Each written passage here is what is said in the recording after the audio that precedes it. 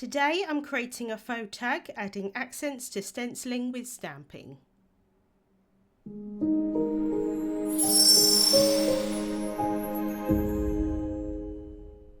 Hello there, Michelle Short here with Terrific Tags with Michelle.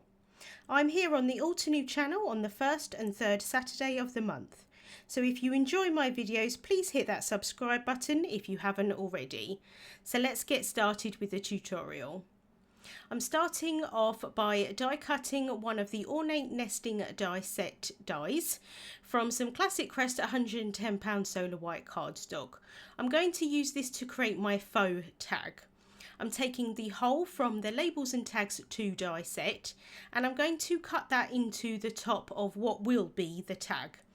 So I'm just going to draw a pencil line just so that I can see where the centre is, and then I can grab some low tack tape, and I'm actually going to pick up the die with that, and then I'm going to grab my tweezers and I'm going to hold that with the tweezers just so that it's a little bit easier for me to kind of hover it in place before I stick that down. I'm then going to run that through my die cutting machine to cut out that hole. I did end up die cutting this hole a little bit lower than I had planned on doing, but because it's going to be like a faux tag rather than me actually adding the twine through it, it doesn't matter too much that it's a little bit lower. I'm then adhering that panel down onto a low tack sticky mat so that it will hold it in place while I do my stenciling on top. This is the Dynamic Duo Dainty Roses layering stencil set, and it does come with a stamp set as well, which I'm going to be using in a little while, but I'm going to start off with the stenciling. So I'm going to take the foliage piece here. This is the bottom layer for the foliage, and I'm just going to put it in place on my panel where I want it to be, and then press that down onto the sticky mat, and that's just going to hold it in place. I have added a little bit of memo tape onto the right hand side there just because there's another image there and I don't want to accidentally get any ink there. I'm then going to use the Green Valley Crisp Dye Ink collection to add the ink blending, and I'm starting off with the lightest shade here, which is Firefly, and I'm using a mini ink blending brush and I'm just adding a layer of that on top. When I'm doing this stenciling, the first time I made anything with this set, I did do the roses first and then added the foliage around it. This time I'm starting off with the foliage and then going in with the roses, and either way I don't think it matters. Both times I found them really quite easy to line up, so it's really good that you can do it in either way.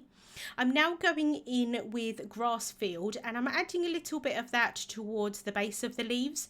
I don't really need to do this because there is another layer for the foliage of the stencils, and so you're going to kind of lose a lot of this colour, but I did just want that kind of added dimension onto the colouring. So then I can carefully peel off this stencil and then you can see the beautiful foliage underneath. I'm then going to bring in the roses here.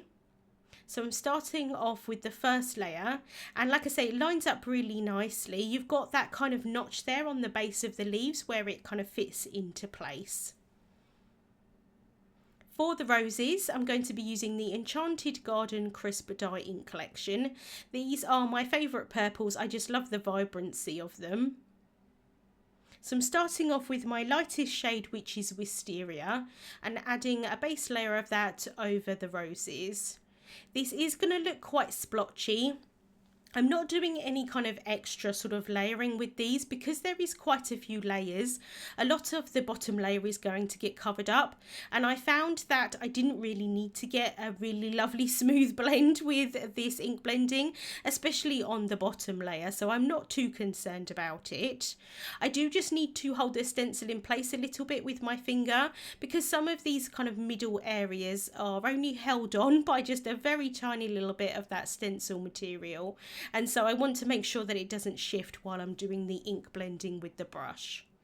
So as you can see here, it is a little bit splotchy, but as that ink dries, it does tend to smooth out a little bit. So I can just carefully remove this stencil here.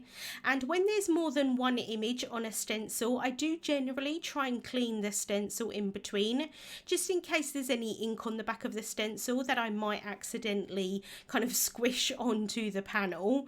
But I didn't really want to do that in this instance because I thought it was going to take me quite a long time, especially while I'm filming.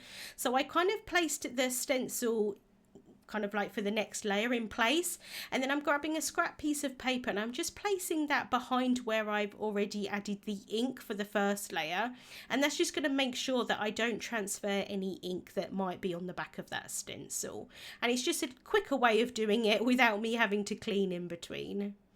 So for the second layer of the roses, I'm using hydrangea. And again, I just need to hold that centerpiece of the rose in place just to make sure that it doesn't shift. I did get a little bit of ink on my finger, but that's okay. So just going in with kind of circular motions of that brush there to add the ink on top. And I am going in with quite a heavy hand with these inks. Like I say, I did want these roses to be quite vibrant. And then for the last layer, I'm using ultraviolet. Anytime that I take my ink blending tool off the side of the frame of the kind of image here, is because I'm dabbing off any excess ink from the brush. I do find that generally I do get a smoother blend by doing it that way, but in this instance I did want quite like a heavy hand with the ink blending, so it didn't really matter. So I can just remove that stencil there, and then I can go in and add the colour there for the bud at the top. So again, for the first layer, I'm using wisteria.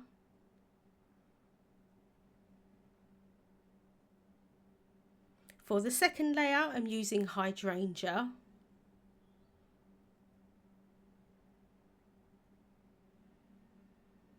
And then the final layer, I'm using that ultraviolet again.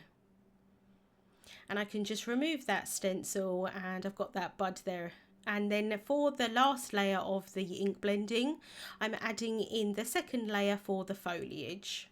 So I'm starting off by using Shadow Creek, adding in a layer of that over the foliage. And again, for a couple of these leaves, I do need to hold that stencil down in place. And then I don't really need to, but just for a little bit of added dimension, I'm going to take the Mountain Pine ink and just add a little bit of that towards the base of these leaves. And then I can carefully remove that stencil, and I just think it looks so pretty. I think it looks lovely as is, but I am going to add the stamping on top. So I'm placing the panel into my stamp wheel, and this is the Dynamic Duo Dainty Roses stamp set. And you've got all of these pieces here that you can add over the top, and it's just going to add kind of like an accent to the image. And in the packaging, it does show you where they've got to go, but I did find that because of the nature of how this is drawn, it's kind of drawn sort of in a sort of sketchy way. I don't think you necessarily have to get them lined up perfectly. I'm definitely a person that does like to get things lined up as best as possible, and I did have to get my head like right over the stamps as I was trying to line them up. But like I say, because of how this is drawn, I do think you can get away with it not lining up perfectly. So just trying to get all of those pieces in place, and then this one here for the center of the flower, I just use my tweezers just to try and line that up. Once I'm happy with the placement of those stamps, I can bring in the top flip plate of the stamp wheel, pop that down to pick up those stamps.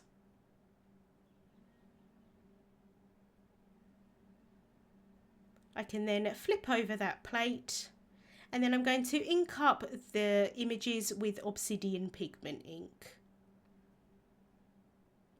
I think this would work really nicely with lots of different colours of ink, but I quite like having the black ink to kind of bring everything together. So I can ink up those stamps, flip over that plate, and then I can pop that in place. And I do like with the stamp wheel to try and get the bottom corners in first and then make sure that the top corners are in afterwards. I just find that that works best for me. So I can stamp those down and then I can lift off that plate. And then I've got those lovely stamped lines, and I think it really does make a difference with this image. I've then cut a whole reinforcer piece from the Labels and Tags 2 die set from Black Cardstock. And then I've got my sentiment here. This is stamped and heat embossed from the Dynamic Duo Dainty Roses stamp set. And I'm just figuring out here where I think I want it to be. I think I am going to have it on the left hand side. So I'm going to add some Instant Dimension foam tape onto the back of that. And then I can add more Instant Dimension foam tape onto the back of my panel piece as well. Just making sure to add a lot so that in case I want to mail this, it doesn't get crushed. So I can adhere that down onto an A2 size white card base. So that's a finished size of 4¼ inches by 5½ inches. I can then add this sentiment on top.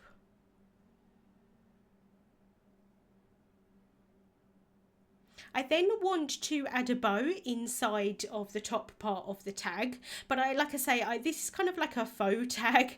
I didn't really want to actually add the twine through the piece. I'm just going to place it over the top so that it kind of looks like it is sort of threaded through.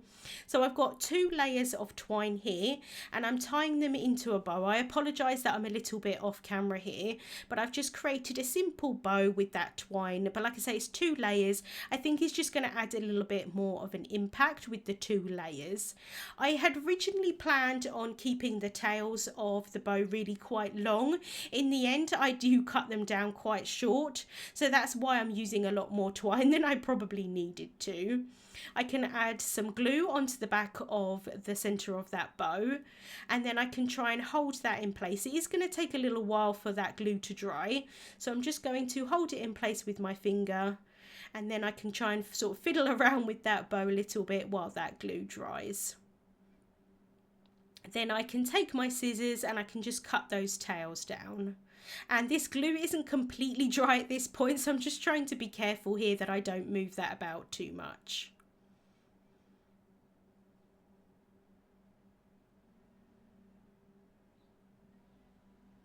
And then to finish off, I'm taking some black enamel dots and I'm just adding a couple underneath the sentiment strip here and then one on the top. I do like to add embellishments around the sentiments.